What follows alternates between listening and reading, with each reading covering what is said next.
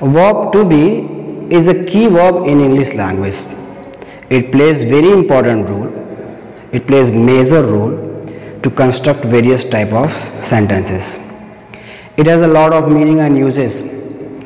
So both as auxiliary verb and as a main verb. So it is very important. It is must to know. It is must to familiar with these forms of to be and the uses and the meanings of to be. Hello everyone, I am Jarrar and today we will study about the verb to be. So first of all, let us know what are the uses of what are the forms of verb to be. So the base form of verb to be is be. We can categorize this as base form.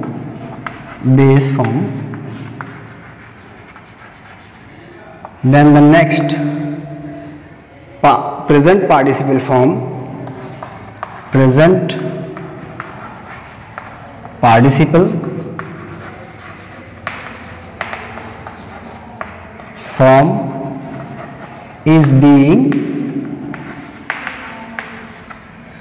and past participle is past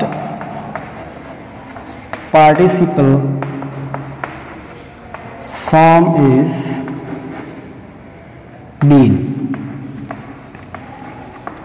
You know, it has the most form in English language, means no other verbs in English language has so much forms as the verb to be. To be has 8 forms of the verb. So first form of the verb, which is known by base form of the verb, present participle form is being and past participle form is been. It changes its form according to the number, person of the subject or the tense. So there are some other forms. So the present form, present simple present form is simple present forms are is, am and are. And simple past form,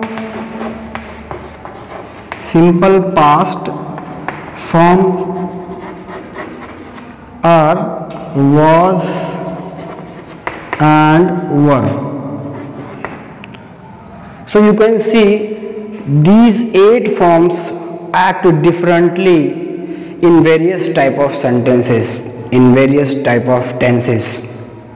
Sometimes they work as is, sometimes they work as am, sometimes they work as being, was, were. They changes their form according to the tense or number, person of the subject. So we will come to know what are the uses of these forms. So first let us see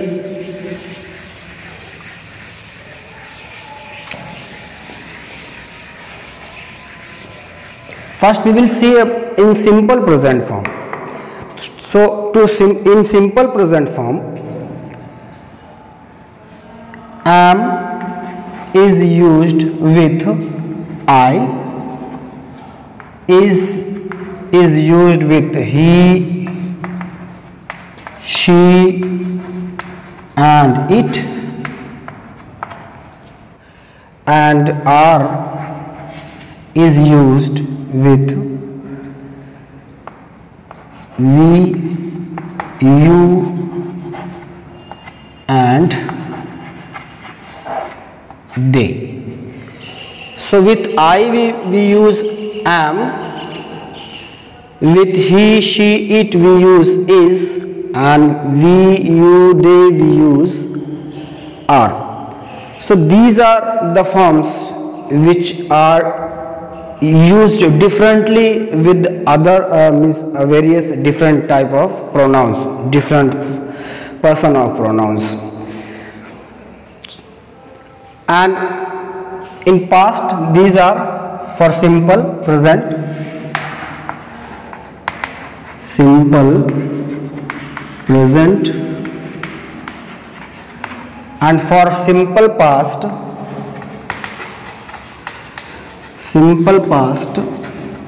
we use was with I, he, she, it.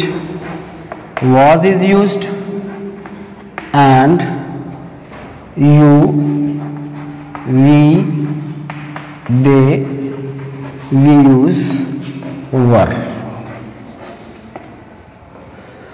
So as a main verb, if they work as main verb, so what is the function, what is the meaning of these verbs?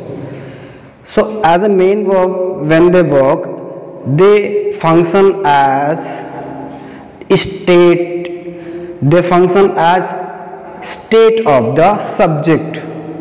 They are stative, they are called stative, means if there is no action described in the sentence, then we will use these forms of the verb. It means, let me clarify it, that it means they link a subject to its complement. So if I say I am a doctor, so here am is connecting, am is linking the complement a doctor to the subject I. So here you can say he, she, it is well. So here is describing the state of he, she, it. If we say we, you, they are sick, so it is also describing about the state of the subjects. So these are used in present, and these was and were are used in past. So it is one of the use we use as stative, means they don't function as action. If there is not an action in the sentence, we use is, am, are, was, were in the sentences. So we have seen the uses of is, am, are, was, were. Now we will go to the other uses of these forms.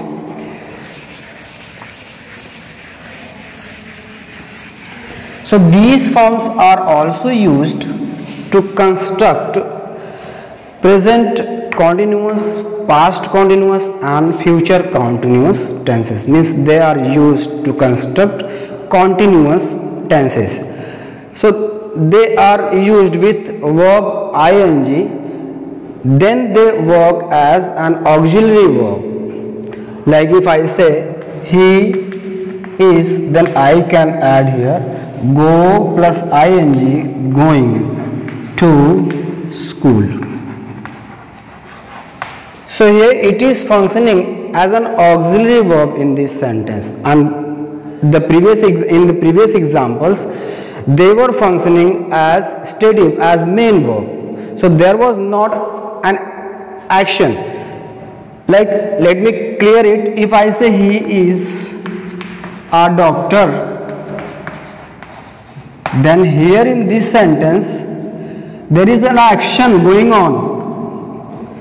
There is an action going on, and it is helping the action, being the action. But here is not showing any action, means no action is described in this sentence. So if there is an action in the sentence, they will work as an auxiliary verb. If there is no action, it will work as a main verb. We can see more examples, then we will come to know. If we are making past continuous tenses, so I can say I was walking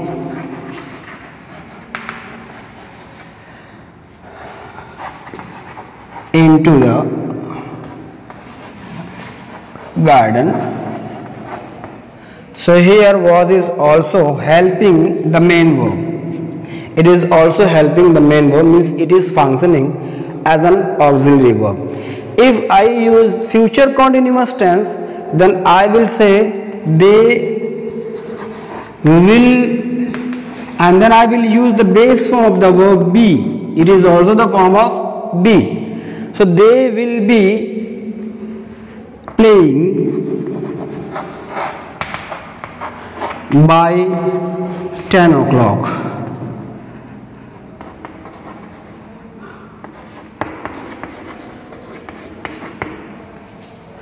So you have seen now that these verbs function as auxiliary verbs also. If they function as auxiliary verb, they show the action, they assist the main verb being perform the action. One more use of is and am and are, was and were is. They are used to construct passive voice also. That time they are used with past participle form. Means if I say books are sold here, so here are is used with third form of the verb. So remember, when we make passive voice in simple present, we use is, am, are in the sentence.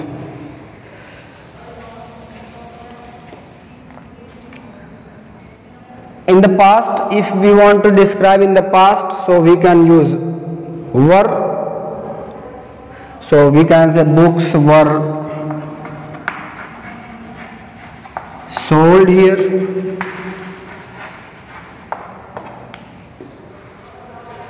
So these are the uses of verb to be. One more thing I want to tell you, that these forms functions differently, making negative sentences and interrogative sentences. Means if you want to make construct questions or make negative sentences, then they will function differently. Means they don't need a helping verb. As a main verb, they do the work of helping verb to construct the negative or interrogative sentences. So if we want to make negative, we can say I am not.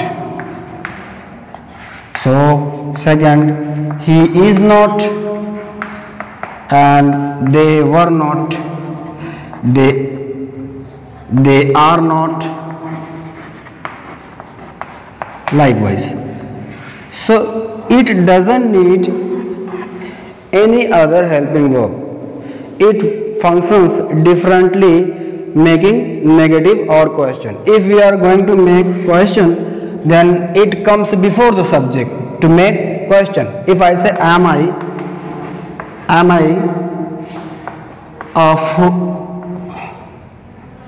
I stupid? So it is a question now. If I say is he all right? So it is a question now. It is making the question itself. It doesn't need any other helping verb or auxiliary verbs. So are they there? So it is a question. So that's all for today, and in the next video I will discuss these verbs in to translate Hindi sentences into English. Then we will come through how to translate Hindi sentences into English when we use auxiliary verb as main verb or as auxiliary verb. So thanks for watching today and have a nice day.